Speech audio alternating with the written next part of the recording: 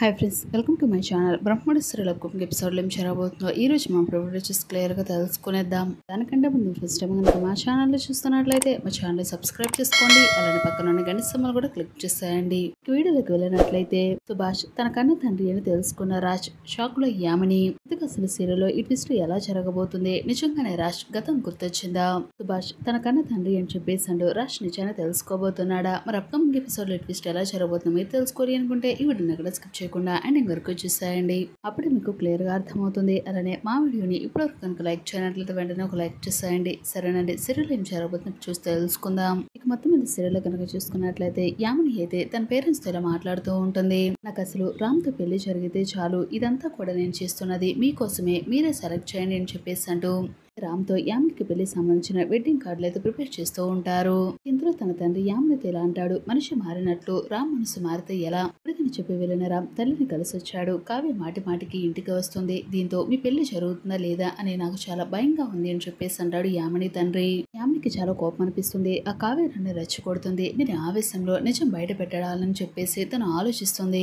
నేను మాత్రం నిజం బయట పెట్టాను కదా. కనుక కావ్యకు కావాల్సింది అది కాదు, తన భర్తకు ఎలాంటి ప్రమాదం కలగకుండా తన గతాన్ని గుర్తు చేయడం అని తన తండ్రి అయితే యామినితో చెప్పుకుంటూ వస్తాడు. డాడ్, అది ఎప్పటికీ కూడా జరగని పని. డాక్టర్ చెప్పాడుగా, ఎంత గుర్తు చేసినా సరే రామ్ కి మాత్రం గతం అసలు గుర్తుకు రాదు అని. అంటే రామ్ కి గతం గుర్తొచ్చే ప్రసక్తే లేదు అని చెప్పేసాడు. యామిని చాలా పొగరుగా చెప్తూ ఉంటుంది. ఇందులో యామిని తండ్రి ఇలా అంటాడు, చూడు యామిని, నువ్వు చాలా పొరపాటు పడుతున్నావు. భార్యాభర్తల బంధం ఎలా ఉంటుందో నీకు తెలియదు. తన గతమే తనకు గుర్తు లేదు, ఎవరు చెప్పే పరిస్థితిలో కూడా లేదు. అలాంటిది తిరిగి కావను కలవడానికి ఎందుకు వెళ్తున్నాడు? వాళ్ళిద్దరి మధ్య ఉన్న బంధమే కదా మళ్ళీ వాళ్ళిద్దరిని కలుపుతున్నది అని చెప్పేసాడు యామిని తండ్రి అనడంతో యామిని అయితే ఆలోచిస్తుంది. కన్నా మంచిది, మన జాగ్రత్తలు మనం ఉండటం చాలా మంచిది. అలడు కారు పట్టినట్లు దూరంగా ఉంటున్నారు. చూస్తే బయట తిరుగుతున్నారు. ఈ పనుల్లో బిజీగా ఉంటే బాగుంటుంది అని వైదేహి అయితే చెప్పుకొస్తుంది. చూడు మమ్మీ, ముందు మీరు వెడ్డింగ్ కార్డ్స్ ని ప్రిపేర్ చేయించండి. నేను రామ్ని కలిసి మన బంధువులకు వెడ్డింగ్ కార్డ్స్ అన్నిటిని కూడా పంచుతాం. అప్పుడు తన మనసులో కూడా ఇంకా నాటుకుపోతుంది కదని యామిని అయితే రామ్ గా మార్చి తను పెళ్లి చేసుకోవాలని చెప్పేసి అంటూ ప్రయత్నాలైతే మొదలు పెడుతుంది యామిని. కన్నా మంచిది, ఆ కావ్య మీద కూడా ఒక కన్నేసి ఉంచు. తను ఈ పెళ్లి ఆపడానికి ఎంత దూరమైనా వెళ్తుందని చెప్పేసి అంటూ యామినితో మాట్లాడుతుంది. అంటూ వైదేహి, ఆ సంగతి ఏంటో నేను చూసుకుంటానులే, ముందు మీరు కార్డ్స్ సెలెక్ట్ చేయండి అని చెప్పేసి అంటూ యామిని అయితే చెప్తుంది. మరోవైపు కావ్యని కలవాలి, కావ్యతో ఒకసారి మాట్లాడాలి. నాకు మధ్య ఏదో బద్దం ఉన్నట్లు అనిపిస్తుంది. ఎందుకో తన్ని కలవాలి, తన ఇంటికి వెళ్ళాలి, ఈ గిఫ్ట్ తనకి ఇవ్వాలని అనిపిస్తుంది అని చెప్పేసి అంటే మొత్తానికి రాజ్ అయితే కావ్య కోసం చేరుకుని నేరుగా దిగురాలు వారింటికి అయితే వస్తాడు. ఇంటి ముందు కారాపి లోపలికి వస్తూ ఉంటాడు. ఇదేంటి, నాకు బాగా పరిచయం ఉన్నదానికి లాగా ఎప్పుడు కూడా నేను ఇక్కడికి వచ్చి ఆగినట్లుగా నాకు అనిపించింది. నాకు తెలియకుండా నేను ఇక్కడికి వచ్చేసానండి. నిజంగానే ఇది కళావతి ఇల్లా కాదని చెప్పేసి అంటూ మొత్తానికి రాజ్ అయితే గేట్ తీసుకుని లోపలికి వస్తూ ఉంటాడు. లోపలికి వస్తున్న రాజుని చూసిన కావ్యతో ఒక్కసారిగా షాక్ అయిపోతుంది. ఇదేంటి, ఆయనలో ఉన్నారేంటి? నాయన అడ్రస్ తప్పగా చెప్తే ఎక్కడికో వెళ్ళి ఇరుక్కుంటారు అనుకుంటే నేరుగా వచ్చి ఇక్కడ ఇరికించారేంటి అని చెప్పేసి అంటూ కావ్య చాలా కంగారు పడుతుంది. ఇంతలో అప్పుకి సైగ చేసి రాజును అయితే చూపిస్తుంది కావ్య. ఏంటి, అక్క చెల్లెళ్ళు సైగలతో సరసాలు ఆడుతున్నారా ఏంటి? సార్ మీరందరూ కలిసి అప్పుని పిచ్చిదాన్ని చేయబోతున్నారా ఏంటి అని చెప్పేసి అంటూ కావ్య మీద సటర్ వేస్తుంది రుద్రాణి అయితే. ఎందుకులే, ఎంతైనా అసలు ఈ కావ్యకు ఎంత దూరంగా ఉంటే మాకంత మంచిది అని చెప్పేసి అనుకుంటుంది రుద్రాణి రాహుల్ ఇద్దరు కూడా. తర్వాత అత్తయ్య దగ్గర చెవులు అయితే పిలుస్తూ ఉంటుంది. అపర్ణ పిలిచి, అత్తయ్య ఒకసారి అటు చూడండి అని చెప్పేసి అనడంతో ఇందులో అపర్ణ అయితే తలుపు వంక చూడడంతో నేరుగా రాజు అయితే లోపలికి వస్తూ ఉంటాడు. రాజును చూసిన అపర్ణ ఒక్కసారిగా చాలా కంగారు పడిపోతుంది. మనసులో చాలా ఆనందంగా అనిపిస్తుంది. ఎందుకంటే తన కొడుకు చాన్నాళ్ళకి ఇంటికి రావడం చూసిన అపర్ణ చాలా ఆనందం అనిపిస్తుంది. తీరా ఇంట్లో వాళ్ళెవరికి కూడా రాజ్ బ్రతికే ఉన్నాడని ఎవరికి తెలియదు కాబట్టి గతం గుర్తొచ్చే వరకు ఎవరికంటా పడకూడదని చెప్పేసాడు. అపర్ణ చాలా కంగారు పడి ఇంద్రాదేవిని ధనలక్ష్మిని ఇద్దరిని కూడా తన గదిలోకి తీసుకుని అయితే వెళ్ళిపోతుంది. మరోవైపు అప్పుకైతే సాగి చూస్తుంది కావ్య. వీళ్ళని కూడా నువ్వే ఎలాగైనా తీసుకుని వెళ్ళాలని చెప్పేసి అంటూ కావ్య చెప్పడంతో వెంటనే అప్పు అయితే రుద్రని రాహుల్ దగ్గరికి వచ్చి బావ కేసుకు సంబంధించి ఎవరో కావాలని చేయించినట్లు నాకు అనుమానంగా ఉంది. ఆ కేసుకు సంబంధించి నేను ఒక ఇంపార్టెంట్ విషయం ఫ్యామిలీ అందరితో షేర్ చేసుకోవాలి అనుకుంటున్నాను. మీకు కూడా ఆ విషయాలు ఏమైనా తెలియాలి అనుకుంటే మీరు నాతో పాటు రావచ్చు అని చెప్పేసాడు. అప్పు అనడంతో రుద్రని రాహుల్ ఇద్దరు కూడా ఆలోచిస్తారు. ఇంతలో రాహుల్ అయితే మమ్మీ ఎందుకైనా పద, అసలు రాజ్ యాక్సిడెంట్ కి సంబంధించి ఏదో ఒక క్లూ ఉంటుంది. అసలు వాళ్ళకి అంత పెద్ద ప్రమాదం ఎలా జరిగింది, దీని వెనకాల ఏదో తెలియని రహస్యం ఉంది, అదేంటో మనం తెలుసుకోవాలి. ఒకవేళ అది మనకేమైనా యూజ్ అవుతుందేమో పద మమ్మీ అని చెప్పేసాడు. రాహుల్ అనడంతో సరేరా, నువ్వు చెప్పినది కూడా ఆలోచిస్తుంటే కరెక్ట్ అనిపిస్తుంది అని చెప్పేసాడు. రుద్రని రాహుల్ ఇద్దరు కూడా స్వప్నతో కలిసి అప్పు దగ్గరికి గదిలోకి అయితే వస్తారు. అప్పు ఏమీ మాట్లాడకుండా మౌనంగా ఉంటుంది. కింద రుద్రాని అయితే మమ్మల్ని ఇక్కడికి పిలిచి మరి నువ్వేమీ చెప్పకుండా సైలెంట్ గా ఉన్నావేంటని చెప్పేసి అనడంతో అసలు బావకి అక్కకి ఇద్దరికి కూడా యాక్సిడెంట్ జరగడానికి కారణం ఎవరు, అసలు ఆ కార్ కి బుల్లెట్ ఎవరు పిలిచారు, ఇదంతా కూడా ఎవరో ప్లాన్ ప్రకారంగా చేసినట్లుగా అనిపించింది. వాళ్ళెవరో నేను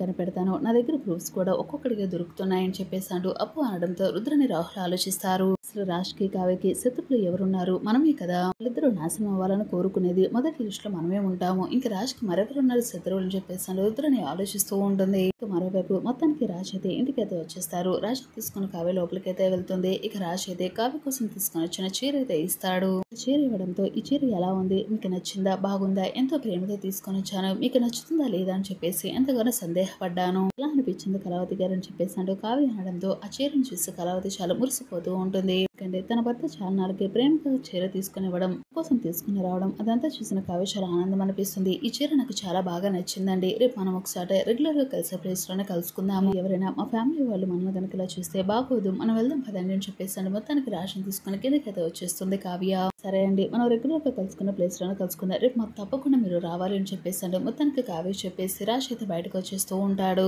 ఈ లోపల బయట నుంచి ఆఫీస్ నుంచి సుభాష్ అయితే లోపలికి వస్తూ ఉంటాడు. ఇక రాజ్ రావడం చూసి రాజ్ చూసిన సుభాష్ ఒక్కసారిగా స్టండ్ అయిపోతాడు. వెనకాల కావ్య అయితే ఇంట్లో ఎవరిని చూడుకోకుండా డోర్స్ అయితే క్లోజ్ చేసి మేనేజ్ చేశాను అనుకుంటుంది. కానీ ఎదురుగా సుభాష్ చూసి ఒక్కసారిగా కావ్య షాక్ అయిపోతుంది. రాజ్ చూసిన ఆనందంతో సుభాష్ అయితే నేరుగా రాజ్ దగ్గరికి వచ్చి, నాన్న రాజ్ పోయినారా, నిజంగా బ్రతికే ఉన్నావా, ఏమైపోయావని చెప్పేసి చాలా ఎమోషనల్ అయిపోయి రాజ్ అదే హక్ చేసుకుంటాడు సుభాష్. దాంతో రాజ్ కి అయితే ఏదో తెలియని అలచడైతే మొదలవుతుంది. రాజ్ కి కన్న తండ్రిలా అనిపిస్తూ ఉంటుంది. తన ఫాదర్ ని పట్టుకోవడంతో తన మనసుకి ఏదో తెలియని అనుభూతిలా చాలా ప్రేమగా అనిపిస్తూ ఉంటుంది. ఏంటి, నాకు అసలు పరిచయం లేని వ్యక్తి నన్ను హక్ చేసుకోగానే నాకెందుకు బాగా పరిచయస్తులాగా, బాగా కావలసిన మనిషిలాగా అనిపిస్తున్నాడు, దగ్గర బంధువులాగా ఉన్నాడేంటి, దీనికి నాకు సంబంధం ఏంటని చెప్పేసాడు. రాజ్ సందేహంగా అలానే ఆలోచిస్తూ చూస్తూ ఉంటాడు. వెంటనే కావ్య అక్కడికి వస్తుంది. అది కాదు మానండి, నన్ను కలవడానికి వచ్చారు అంతే, అబ్బాయి కాదు అని చెప్పేసాడు. మొత్తానికి రాజ్ అయితే అక్కడి నుంచి పంపించేస్తుంది కావ్య. ఇక సుభాష్ అయితే పక్కకైతే వస్తాడు. వెంటనే కావ్య దగ్గరకు వచ్చి, ఏంటమ్మా అసలు కన్న కొడుకు కళ్ళ ముందు ఉన్నా సరే కొడుకుని కళ్ళనివ్వకుండా ఎందుకు వాడిని పంపించేశావు, ఇంట్లోకి వచ్చినా సరే వాడిని లోపలికి రానివ్వకుండా ఇంటికి బయటికి పంపించేస్తున్నావు, ఏంటిదంతా, ఏం చేస్తున్నావు అమ్మ కావ్య అని చెప్పేసాడు. సుభాష్ అయితే నిలదీస్తూ ఉంటాడు కావ్యని. వెంటనే రాజ్ అయితే వెళ్ళబోతూ ఉంటాడు. కానీ ఎందుకు సుభాష్ ని చూసినప్పుడల్లా తనకు బాగా ఏదో తెలియని ఒక ఫీలింగ్ అయితే మొదలవుతుంది. సుభాష్ ని విడిచి దూరంగా వెళ్తూ ఉంటే తన మనసుకు చాలా బాధ అనిపిస్తుంది. ఎందుకంటే కన్న తనకి దూరంగా వెళ్తున్నాననే బాధ తన మనసుకు తెలిసివేస్తూ ఉంటుంది. ఏంటి, ఈయనకి నాకు సంబంధం ఏంటి, కళావతి గారు అసలు ఎందుకు నన్ను పంపించేస్తున్నారు, అసలేంటో నేను తెలుసుకోవాలని చెప్పేసాడు. రాజ్ అయితే మొత్తానికి మళ్ళీ వెనక్కి అయితే వస్తాడు. ఈ లోపల సుభాష్ కావ్య ఇద్దరు కూడా మాట్లాడుకుంటూ ఉంటారు. చెప్పమ్మ కావ్య, అసలేంటి, కొడుకుని నాకెందుకు దూరం చేస్తున్నావు, ఇంట్లో రానివ్వకుండా వాడిని ఎందుకు పంపించేస్తున్నావు, వాడు ఎందుకు నన్ను చూసి అదోలా చూస్తున్నాడు, ఎవరో తెలియనట్లుగా మొహం ఎందుకు అలా పెట్టాడు, ఏంటమ్మ కావ్య అని చెప్పేసి నిలదీయడంతో ఇందులో కావ్య అయితే జరిగిన మొత్తం కూడా సుభాష్ కి అయితే చెప్తుంది. మావయ్య గారు, నిజానికి ఆయన మీ అబ్బాయే, పరాష్ గారే, కాకపోతే ఆయన ఇప్పుడు ప్రస్తుతం జరిగిన యాక్సిడెంట్ కారణంగా ఆయన తన గతాన్ని మర్చిపోయారు. యామిని అనే ఒక అమ్మాయి దగ్గర ఉన్నారు. తనే అయితే తన మరదలుగా మా బావగారు చెప్పేసి ఆయన్ని పెళ్లి చేసుకోబోతుంది.